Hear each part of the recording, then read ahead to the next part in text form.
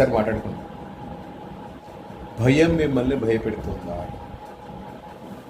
మీరు భయపడుతున్నారా, భయం మిమ్మల్ని భయపెడుతుందా అనే దానికి చిన్న సూచన ఒకటి తెలుసా? అంటే చాలామందికి ఇది అనుభవమే, కానీ బహుశా దాని మీద దృష్టి పెట్టి ఉంటారని నా అనుమానం. చాలామందికి తెలుసు. ఇండెసిసివ్నెస్ అండ్ ప్రొక్రాస్టినేషన్ రెండు సుమారుగా ఒకే అర్థం ఉన్న పదం.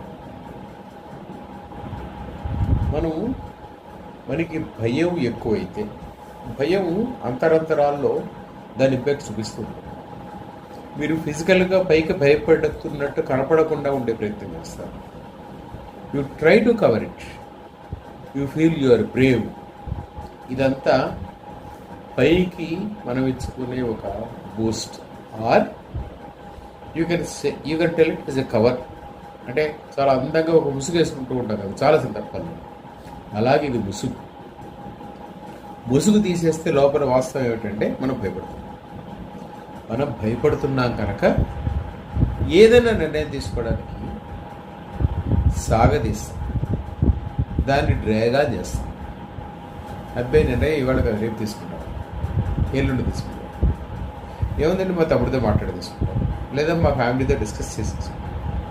This is where we're not ready to take any decision. ఎందుకంటే భయం. మనం తీసుకున్న నిర్ణయం వల్ల వచ్చే ఫలితం ఎలా ఉంటుందో అన్న భయం, దానివల్ల వచ్చే కష్టాన్ని మనం ఫేస్ చేయగలమా అన్న భయం. అంటే for every drag of any decision has a fear added to that. మీరు ఏ నిర్ణయం వాయిదా వేస్తున్నారో అనుకున్నా దాని అర్థం ఏమిటి అంటే మీరు భయపడుతున్నారు. నాకు పేరు గుర్తులేదు, కానీ మీ అందరికీ ఊరికే ఒక ఇన్సిడెంట్ చెప్తారు. అంటే how A fear has made him loose the life time chance.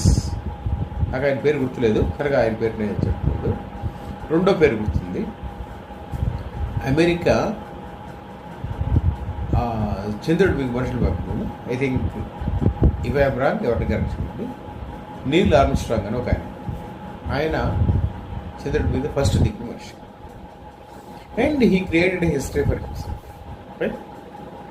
అయితే ఆయనతో పాటు చంద్రుడి మీద దిగడానికి వెళ్ళిన వాళ్ళు మొత్తం ఇద్దరు, Neel Armstrong and another person.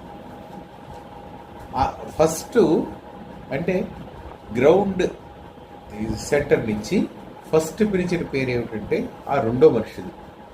ఆయన్ని అయ్యా మీరు దిగండి,